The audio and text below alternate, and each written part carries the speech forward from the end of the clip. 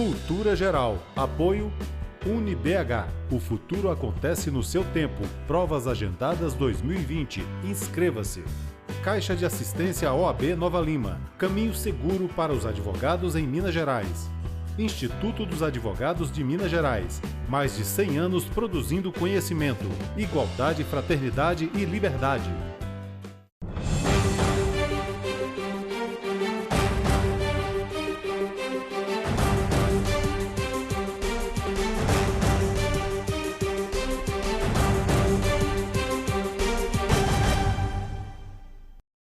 Olá, sejam todos muito bem-vindos ao Cultura Geral, nessa plataforma virtual. Hoje a gente vai discutir várias coisas. Hoje a gente está com duas personalidades aqui do direito, Dr. Camilo Machado, meu amigo, parceiro. Sempre que eu preciso, eu recorro a ele. O outro também, Dr. Leonardo, também, essa dupla dinâmica, né, que já fizemos aqui debates homéricos na televisão. Estamos aqui para discutir a constitucionalidade de um monte de coisa, direito penal, vamos falar um pouquinho desse tudo que está rolando aí nesse momento de crise, né, sobre o Covid-19, coronavírus, e eu acho que é interessantíssimo a gente debater esses assuntos, porque numa eventualidade de ter que apertar o passo, né, o poder público ter que apertar o passo para que as pessoas cumpram, de fato, o isolamento social, para que a curva, de fato, não aumente, é necessário a gente ter a visão de dois juristas, um constitucionalista e o outro penalista, para a gente entender o que pode acontecer, o que pode vir por aí. Mas, antes de qualquer coisa, Leonardo, seja muito bem-vindo, é um prazer te receber aqui no Cultura Geral. Você já é de casa, o povo já deve te conhecer, já deve saber seu nome de piada. Betão, é sempre um prazer. Você viu que eu já fiz até propaganda, né? Eu já vim tanto que eu já ganhei até a caneca e ela está aqui em casa, ó. Então, é uma honra, mais uma vez, estar com você aqui, com o Dr. Camilo também, nós já estivemos juntos aqui no programa, então é um prazer, ainda que distante, sintam os dois abraçados e todos que nos assistem também. Camilo, as palavras que eu usei para o Leonardo, eu uso para você também, que é a mesma coisa. Quando você vai baixar as fotos lá do Cultura Geral, tem um monte de Camilo, você está muito bem-vindo para a cabeça. Agora, pela primeira vez, virtualmente, né? Uma boa noite a todos, os nossos telespectadores, os ouvintes, quem nos assiste. Abraço, doutor Leonardo. Abraço, Betão. Sempre estou à disposição. Acho que eu estou em desvantagem, que eu estou sem a caneca, mas não estou hoje em Belo Horizonte. Seria oportuno até fazer a propaganda, mas terão outras oportunidades. Isso vai me dar um problema, você vai ver, todo mundo vai querer caneca. Não, mas só ganha caneca quem foi 3 vezes no presencial. Só. Tem isso também. Agora você espalha isso aí, tem gente que já foi. Não tem jeito de eu fugir, não. Bom, Léo, vou começar com você.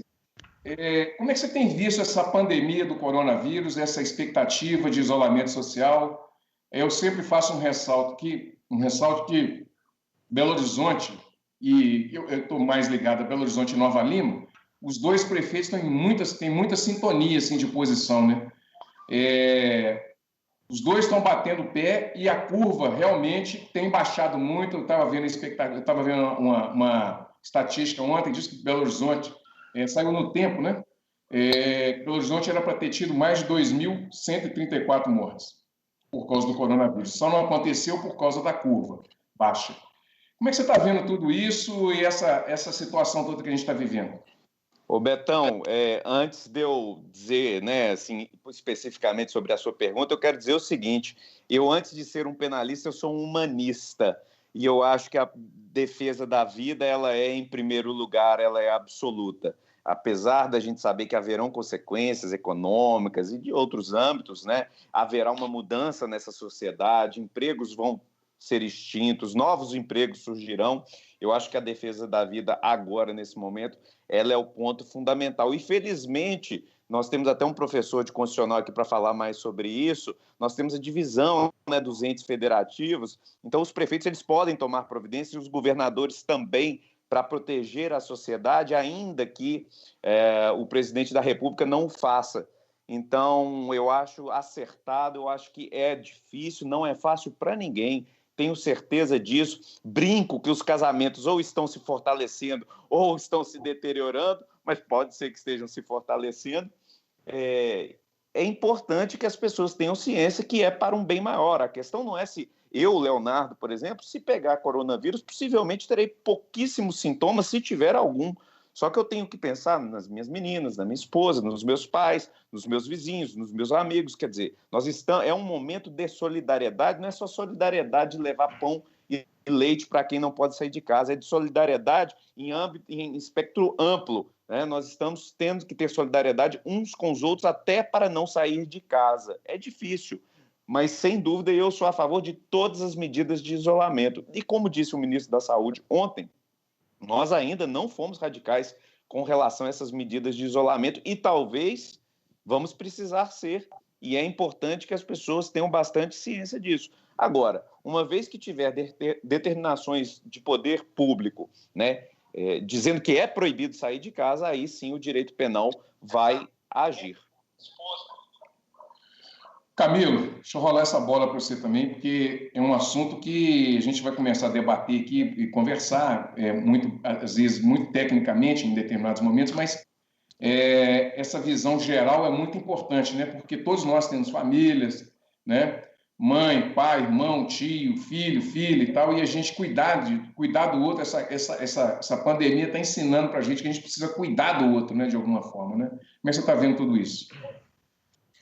Veja bem, eu acho que o meu caso é muito paradigmático, porque eu sou o único jurista da família. A família é só de médicos, primos, tal, mas especificamente no meu núcleo familiar duro, meu pai, ele já é idoso, ele está com 67 anos, vai fazer 68 agora em setembro, e é médico. Meus dois irmãos são médicos, e a minha mãe ainda não é idosa, tem 58, mas caminha, mas já é um grupo de risco, porque o grupo de alto risco é 60, mais 50 já é risco. Mas somente a minha mãe, que não é da área médica lá, e eu moro em outra cidade. Então, a nossa preocupação é grande de fato. Não quanto meus irmãos, porque a gente já até sabe, eles vão pegar em algum momento, como médicos. Agora, o meu pai, como obstetra, inclusive, ontem até foi dia do obstetra, parabenizo ele aqui em rede. Mas não pode parar porque é um serviço essencial e a gente fica aflito, porque tem que ir, algumas atividades são essenciais, então uma grávida que está em estado de risco, como é que se abandona? Uma gestante com pressão alta, por exemplo, que tem deslocamento de placenta e tal, então, ou seja, tem que enfrentar. Mas, de fato, as medidas de isolamento, elas são essenciais. O que se discute é o isolamento social, e dentro do isolamento social, que é o mais amplo, a gente faz o isolamento vertical ou horizontal. Acho que esse que deve ser o foco e contrapondo, de um lado, a economia, que é um direito essencial, que é um direito fundamental na Constituição, e do outro lado, o direito à vida. Não há direito superior ao outro porque estão em igualdade. Mas a gente tem que ter uma medida equitativa, porque também a gente não pode falar que a economia é mais importante que a vida, nem vice-versa, e eu acho que esse é o grande problema no mundo. Cada país estão tendo medidas diferentes dentro das suas peculiaridades. No mundo geral, a maioria caminha para um isolamento horizontal, a grande maioria, mas há exceções, e cada um com as suas exceções, com seus resultados também peculiares, que talvez seja interessante a gente falar aqui. Na Ásia, na Oceania, na Europa, aqui próprio no nosso terreiro, né, na América Latina. E quanto à constitucionalidade, o doutor Leonardo ele falou uma questão que a gente pode a seguir debater, isso aqui é uma análise somente preliminar, quanto ao nosso sistema federal, qual que é o âmbito da competência do presidente da República, dos governadores e dos municípios, ou seja, o nosso federalismo, mesmo sendo cooperado, a competência, nesse caso, é concorrente, ela é comum, é privativa, é exclusiva, como que a gente opera nisso? E aí, a partir do direito constitucional e as suas competências, no âmbito de uma medida mais incisiva, que seria no âmbito das medidas do direito penal. Leonardo, como é que você tem visto, quando a gente fala, por exemplo, cercear os direitos de ir e vir, cria-se uma... Porque você começa a ver muito debate, né? Será que pode, será que não pode? Um estado de calamidade, o governador, o prefeito, o presidente da República, mandar prender, mandar soltar. Como é que fica aí essa situação toda no direito penal? Eu estou falando isso por causa do Dória, né? Que o Dória tomou aquela posição lá em São Paulo e isso pode tomar essa posição lá em São Paulo e isso pode refletir para o Brasil inteiro, né? Como é que funciona isso? Quando a gente tem um constitucionalista conosco, a gente não se atreve a falar de determinados assuntos. Então, sobre estado de sítio, calamidade, eu vou deixar para para o nosso colega, o doutor Camilo, falar daqui a pouco e fazer as devidas diferenciações técnicas. Mas o que o governador Dória disse, ele sabe que não pode fazê-lo. É de um absurdo completa a fala dele, e se o fizer, é um abuso de autoridade. Porque a lei de abuso de autoridade não é só para juiz, não é só para motores, é para todos os membros do Judiciário, Executivo e Legislativo. Portanto, se aplica também ao governador Dória. Governador não manda prender ninguém, Betão. Quem manda prender é juiz. Só o juiz concede uma ordem de prisão ou, numa situação de flagrante delito, qualquer do povo pode dar a ordem de prisão também, que deverá ser ratificada ou não pelo delegado de polícia. Tirando essas hipóteses, não podemos falar em prisão ou condução ou qualquer coisa que o valha. Agora, diferentemente se o governador Dória, por exemplo, fizer um decreto de isolamento, proibindo, seguindo a linha do que diz o artigo 268 do Código Penal, que fala sobre infringir determinação de poder público. Então, se houver uma determinação, seja do governador Dória, seja do prefeito Calil de Belo Horizonte, seja do governador Zema, seja do presidente da República, uma vez que há uma determinação de poder público dizendo que as pessoas não podem sair de casa, que é aí sim o lockdown total, como eles têm usado muito essa expressão americana, aí nós vamos estar diante. Quem infringir essa determinação poderá responder por esse crime. Poderá ser preso em flagrante? Sim, mas aí é por causa da infração ao crime previsto, que é uma norma penal em branco. A norma penal em branco é aquela que depende de um complemento, depende de uma complementação. É o caso, por exemplo, da lei de drogas. Não está na lei de drogas que droga é maconha. Onde que está que droga é maconha, que maconha faz parte de droga ilícita? Na portaria da Anvisa. A lei de drogas não fala sobre maconha, sobre cocaína nem nada. É uma norma penal em branco. Bom, então é preciso ter este complemento para a gente falar em pessoas serem presas. Agora, as pessoas serão presas não é por causa da ordem do governador, mais uma vez, é porque existe um tipo penal que é complementado a partir de uma determinação do poder público que impede essas pessoas de saírem. Camilo, constitucionalmente, se a gente for pensar, já pulando aí para o âmbito federal, como é que fica essa situação, por exemplo, do nosso presidente da República, quando ele mesmo descumpre uma determinação do Ministério da Saúde? Isso pode ensejar em crime de responsabilidade no futuro? Então, veja, Beto, esse assunto ele é polêmico, mas assim, a gente, sem medo de adentrar nessas polêmicas, eu acho que num país republicano e democrático, a maior das peneiras é o voto, certo? É o crivo eleitoral, inclusive a gente vai ter eu até acredito que essas eleições deste ano vão ser suspensas, mas veja, estruturalmente o nosso direito constitucional e inclusive também direito administrativo, o ministro, ele exerce uma função de confiança imediata do presidente da República, e não é o contrário. Infelizmente eu vejo muita deturpação em alguns programas de televisão sobre que o Bolsonaro estaria desrespeitando o Mandetta e recomendações do Mandetta. Então, veja, quem é demissível é o Mandetta, correto? Então, o presidente Bolsonaro, juridicamente, veja, eu não estou falando na área médica, não estou falando em área, no âmbito da razoabilidade ou não. Juridicamente, nada impede que o Bolsonaro tome a medida que quiser, inclusive demitindo ou não o Mandetta. Recomendação do Mandetta, inclusive, sequer é lei, o presidente da República ele pode a qualquer medida, a qualquer tempo, inclusive, medida provisória regulamentando áreas sobre as atribuições do Ministério, que são todas as atribuições no âmbito da administração pública federal, que é o chefe do Executivo. Agora, se é razoável ou não é outra história, e há repercussões de apoio ou em desapoio ao Bolsonaro em razão disso, correto? E se o Bolsonaro está na linha ou não da OMS, também é uma outra questão. Porém, da mesma forma, recomendação da OMS não é motivo para infringir em crime de responsabilidade a priori do presidente. Situação diferente seria se, não por conta da OMS, mas situação diferente seria se as medidas tomadas pelo governo federal resultassem graves problemas para a ordem pública, inclusive gerando calamidade social, com alastramento de vírus e tal, e aí sim entender que o presidente Bolsonaro está agindo à revelia das medidas de forma prudente, que poderiam ser já o crime de responsabilidade. Esse seria um ensejo para o impeachment, não porque foi contra ou não o OMS. A OMS não tem jurisdição sobre o território do Brasil. O que tem é o seguinte: quais são as medidas do Bolsonaro e quais são as consequências? Dependendo, pode ser crime de responsabilidade. Dependendo, não. Não é crivo determinação de subordinado a ele e não é crivo determinação de entidade supragovernamental no âmbito do direito internacional, no caso do OMS. Leonardo, monitoramento. Poder público utilizar dos aparelhos celulares do indivíduo para monitorar se está tendo aglomeração em determinados lugares e tal. E, a partir desse monitoramento, ela criar políticas políticas penais, vamos dizer assim, ou então políticas de algum tipo de punição. Isso está dentro da...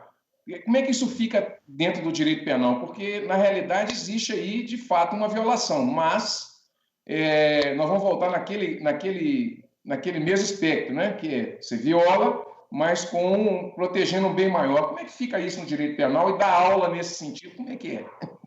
Ô, Betão, as pessoas só podem ter a liberdade, a intimidade e a privacidade violadas a partir do momento que elas estejam cometendo algum tipo de crime e, em razão de uma investigação por uma ordem judicial, terem esta privacidade, essa intimidade, essa liberdade de ir e vir cerceada. Tirando esta hipótese, eu não vejo razão ou legitimidade, melhor dizendo, para que haja esse tipo de medida. Monitorar as pessoas, uma coisa é monitorar, vamos dizer assim, se as pessoas estão com febre naquele local, estão, né, igual tem uns drones em locais públicos para monitorar a temperatura corporal das pessoas e aí fazer aconselhamentos, sim, mas volto a dizer, enquanto não há uma determinação do poder público proibindo as pessoas de saírem, ninguém está cometendo crime. Claro, eu não estou dizendo com isso que as pessoas devam sair. Não saiam. Fiquem em casa, por favor. Eu estou em casa há 1 mês, mas o que eu quero dizer é: o crime só ocorre se houver a lei penal. Não há crime nem pena sem lei anterior que o defina. Esta lei do artigo 268 depende de uma determinação. O que nós temos até esse momento são aconselhamentos. O doutor Camilo até usou esse termo para falar do ministro da Saúde. Todos os órgãos estão aconselhando as pessoas a não saírem de casa. O prefeito de Belo Horizonte suspendeu alvarás de funcionamento, mas não há nenhuma determinação proibindo as pessoas de saírem de casa. O dia que houver essa determinação, aí nós estaremos com a possibilidade de pessoas responderem por este tipo penal e, em razão de estarem cometendo este crime, terem a sua liberdade, a sua intimidade e a sua privacidade violadas. Mas, salvo esta hipótese, não é possível nós falarmos nesse tipo de violação sob a perspectiva do direito penal.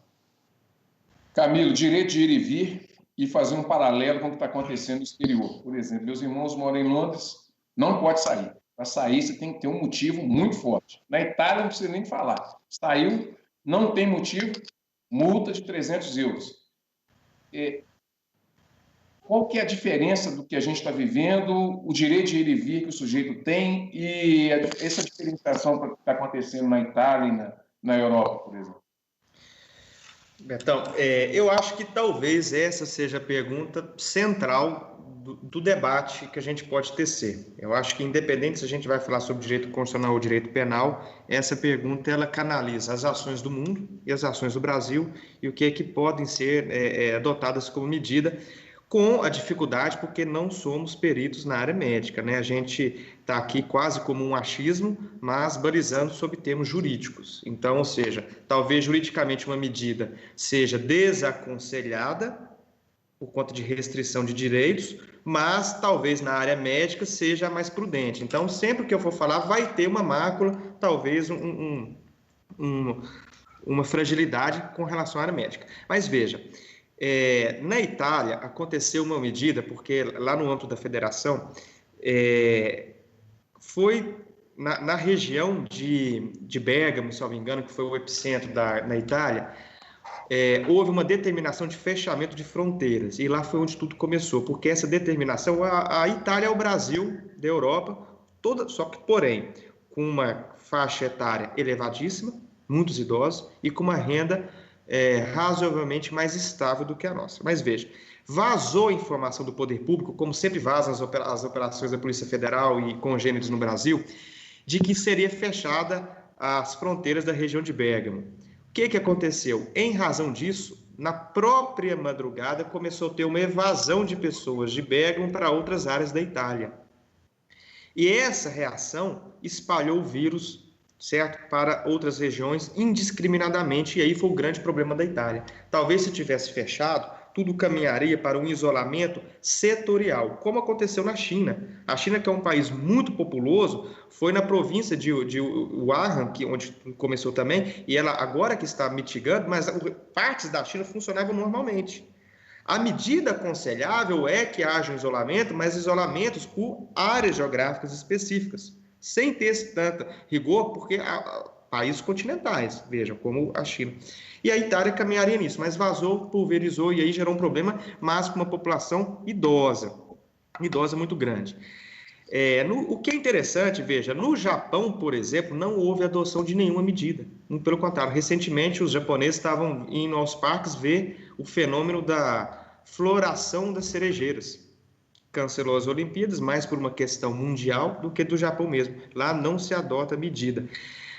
Tem-se, por outro lado, uma medida muito mais eficaz do que qualquer lei, do que qualquer ato impositivo do poder público, que são os costumes sociais. Então, os japoneses, por si só, são muito reservados, são muito higiênicos, eles chegam, deixam os sapatos de fora da casa quando entram, acenam, toque de mão, abraço, beijo, são muito mais restritos. Constantemente.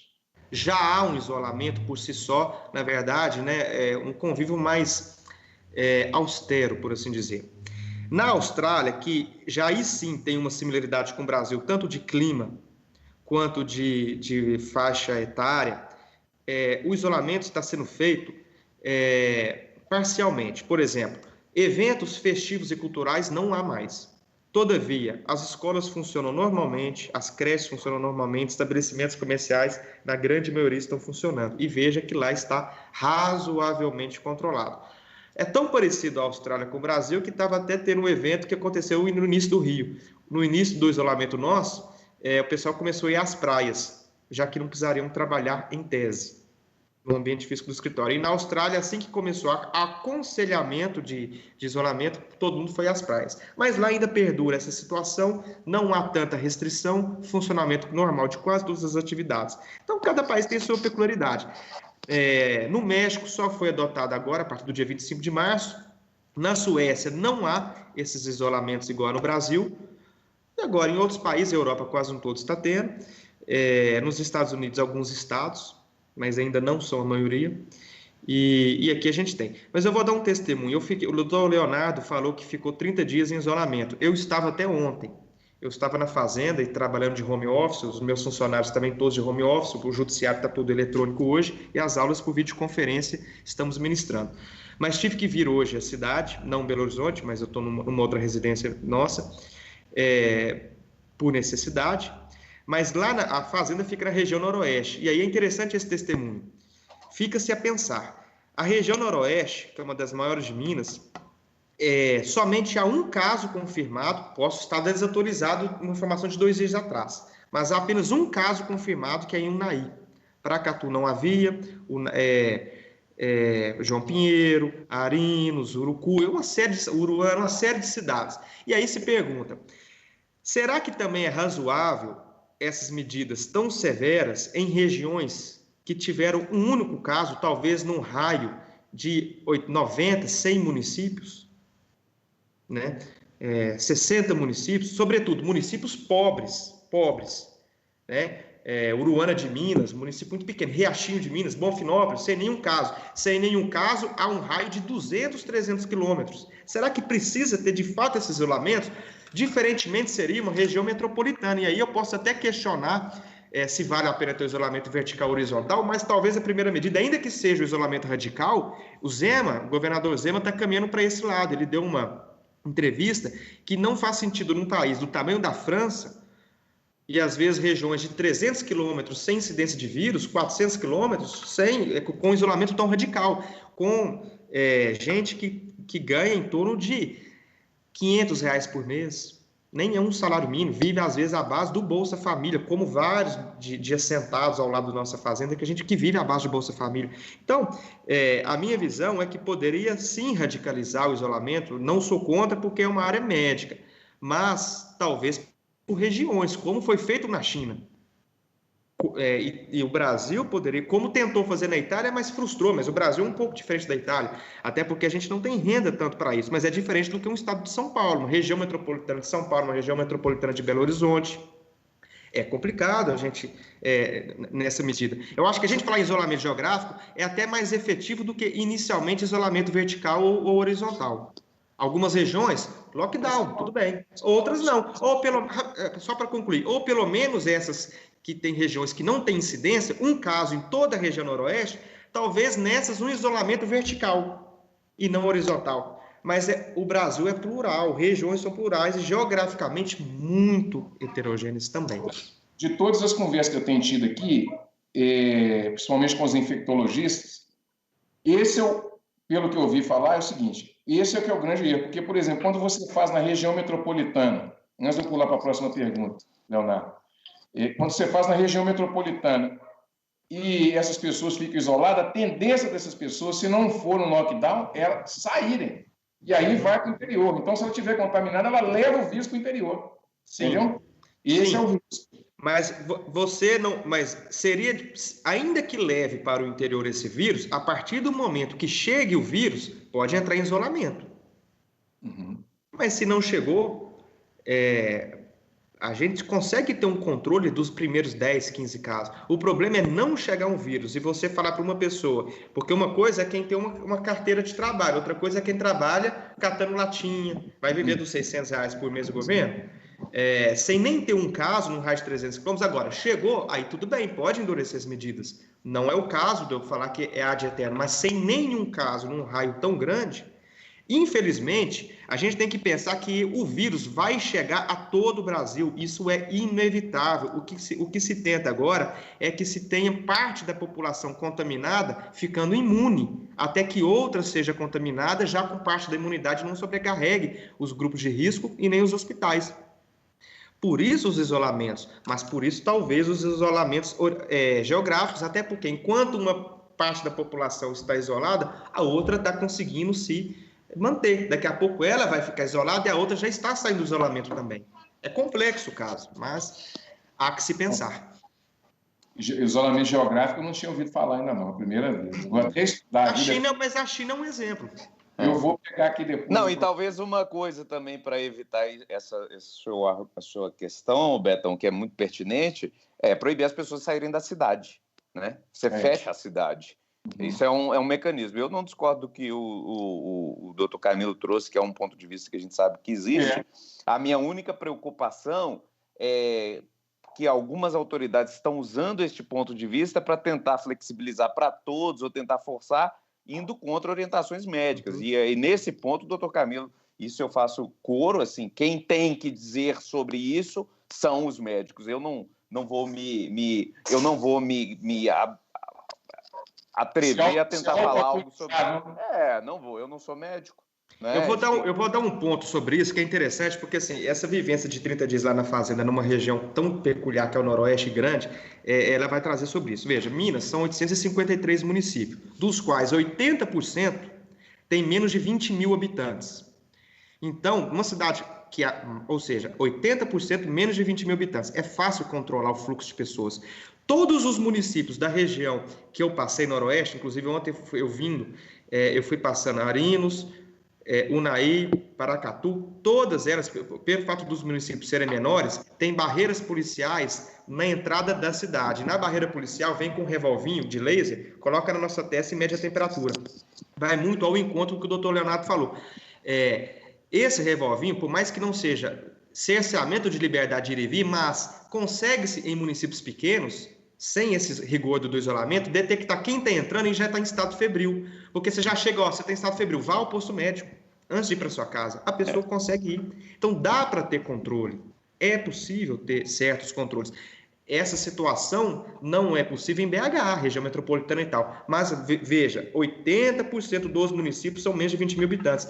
Consegue, sim, ter o controle de cada pessoa que entra e cada pessoa que sai. Geralmente, os municípios, quase todos do interior, e quem está nos assistindo possivelmente sabe, há um único acesso de um lado da cidade e um único acesso do outro. Não são rodovias múltiplas. E aí é onde ficam as barreiras policiais. Então, é o que a gente brincava de rua, não de há cidade de primeira, né? Cidade que a gente brincava, cidade de primeira. Colocava a primeira marcha no carro, que era câmbio manual, quando ia passar a segunda já acabou a cidade. Eu vejo que situações heterogêneas não pode ser analisado de forma simplista como uma única solução possível. A economia é complexa, a vida social é complexa, a saúde é complexa e cada país com clima próprio, faixa de renda própria, faixa etária própria, então, enfim. Bom, vamos pular para outro assunto.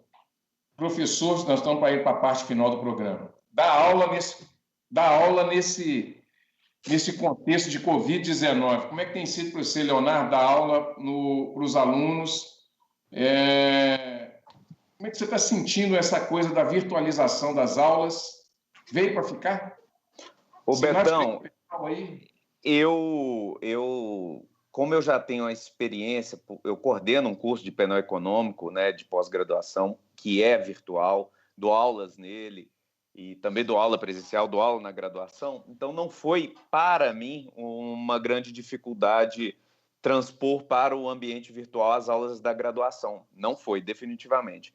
Mas eu não sou favorável às aulas da graduação em espectro completo, né? Uma coisa é uma matéria, outra isoladamente, mas pegar toda a graduação e colocar em ambiente virtual eu não acho produtivo, porque o aluno perde aquele contato que ele tem com o professor, ele perde aquele networking. Se eu alcei alguma posição, se eu conquistei alguma vaga de professor, se eu fiz mestrado, doutorado, é porque eu tive professores que eu tive a possibilidade de conviver, de conversar diariamente, de me ajudarem, de me orientarem, aquela conversa do corredor, aquele momento dentro do elevador, que se perde no ambiente virtual. O ambiente virtual ele é importante para aquelas pessoas que estão muito distantes, dificuldade do ensino chegar, sem dúvida, isso é um grande avanço, Mas eu acho que para a graduação se perde muito, o aluno sai perdendo, o professor não, para mim é cômodo, eu já estou acostumado com o ambiente virtual, eu não saio de casa, eu não corro risco de ser multado, eu não tenho que comprar o lanche na cantina, nem nada,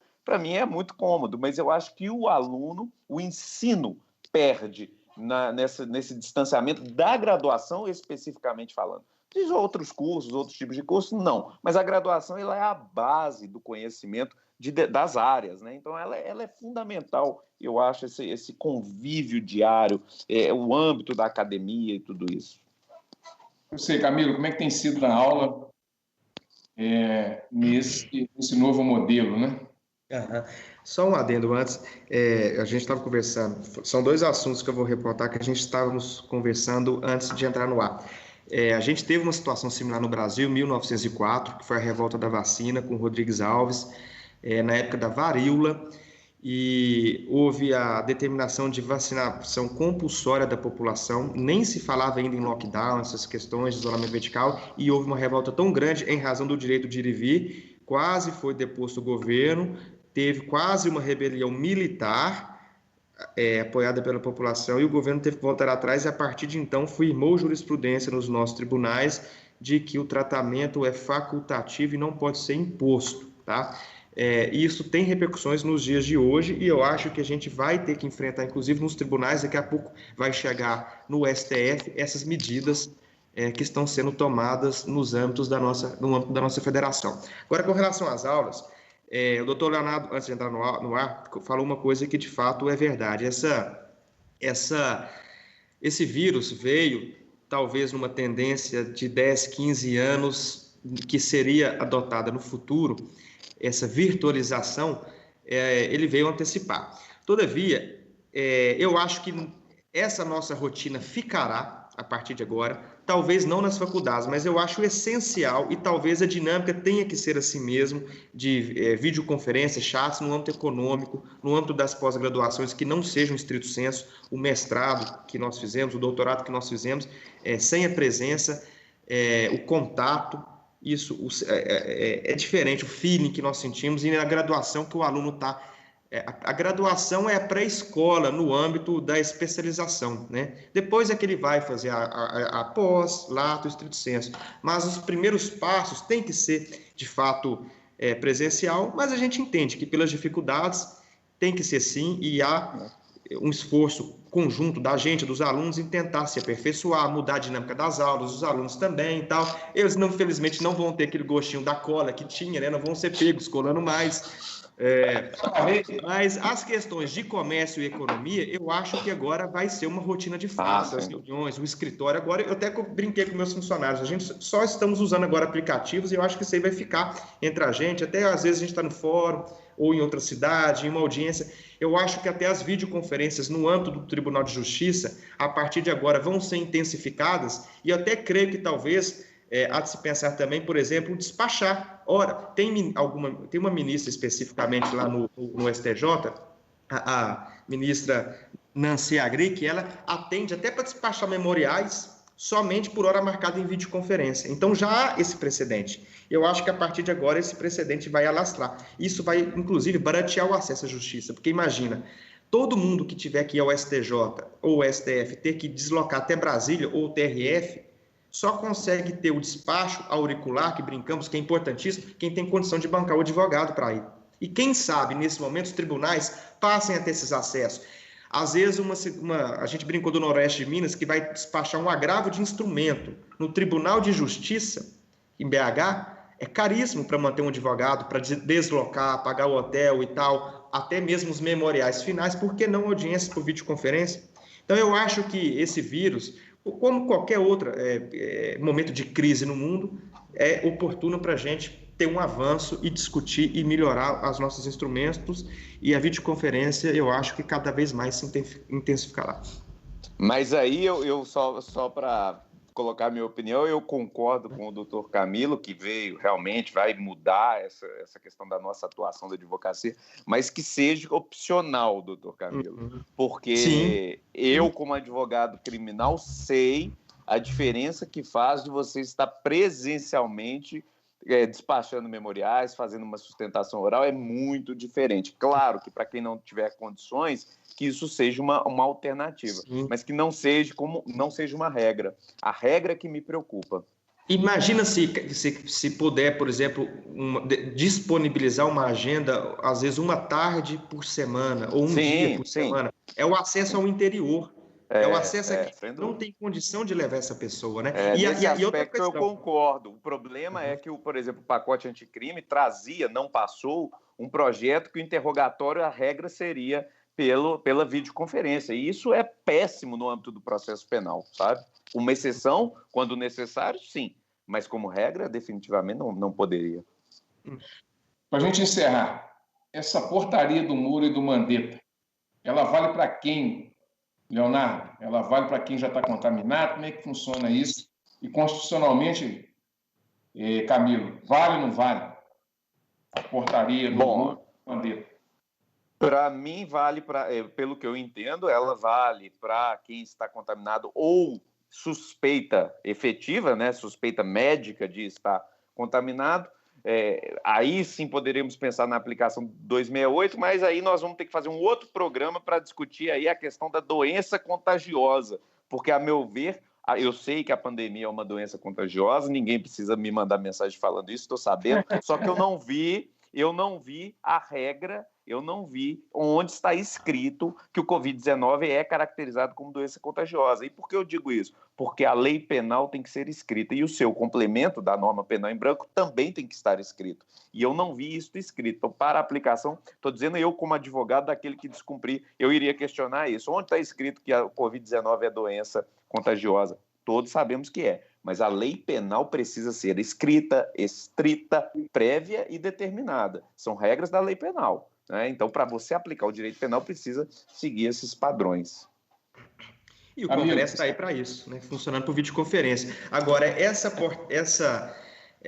ato normativo, ele é muito claro ao remeter, como bem lembrado pelo doutor Leonardo, a quem está contaminado ou insuspeito, ou seja, quem já tem uma situação consolidada, não é mero risco, é quem já pode ser considerado, certo, como portador do vírus, e com isso é fato que leva o risco para outrem, para terceiros. Essa não é um caso de extensão para toda a população, sob pretexto de cercear o direito constitucional de ir e vir, de quem sequer é suspeito. Bom, gente, chegamos ao final do Cultura Geral. Um grande abraço a todos vocês, agradecendo o doutor Leonardo, que já vai começar com uma outra live aí, né, Leonardo? Convidar todo mundo, quem é especialmente do direito, que tiver interesse. Vou fazer uma live agora com o professor Jacinto Coutinho, é um dos maiores processualistas penais do Brasil. Vai ser lá no @TiramBrasil no Instagram. E quem quiser, me segue também nas redes que vai ficar sabendo. Tá tudo certo. Prazer falar com vocês, viu? Peguei só 5 minutinhos seu. Camilo, muito obrigado mais uma vez, é um prazer, você sabe que é um carinho, eu tenho um carinho muito grande, né? Toda vez que eu estou em apuros aqui, eu sempre lembro de você. Eu que agradeço a atenção depositada, já agora desligando aqui, já entrando em sala de aula, então os alunos que eventualmente estejam assistindo, compareçam à sala virtual. Abraço, gente, até a próxima. Abraço, até amanhã, se Deus quiser, com mais Cultura Geral. Um abraço. Tchau.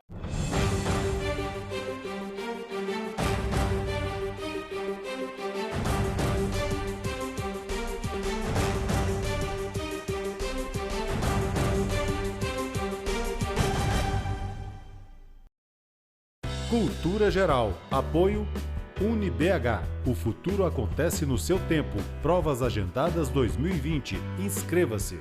Caixa de Assistência OAB Nova Lima. Caminho seguro para os advogados em Minas Gerais. Instituto dos Advogados de Minas Gerais. Mais de 100 anos produzindo conhecimento, igualdade, fraternidade e liberdade.